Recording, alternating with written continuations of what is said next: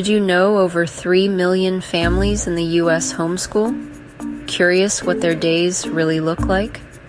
Let's find out together. Morning starts with pancakes and pajamas.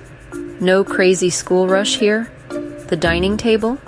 That's today's classroom, where math, science, and spelling mix with laughter, and sometimes a little syrup. Field trips don't wait for Fridays today. It's a backyard scavenger hunt and a library run for new books. Each kid learns at their own pace, with parents guiding, cheering, and sometimes learning right alongside them. By afternoon, it's project time building robots, painting, or baking cookies that double as today's chemistry lesson. Sure, there are challenges like keeping everyone focused, but the real magic? More family time.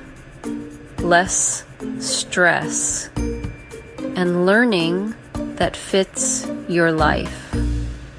That's a day in the life of a homeschooling family.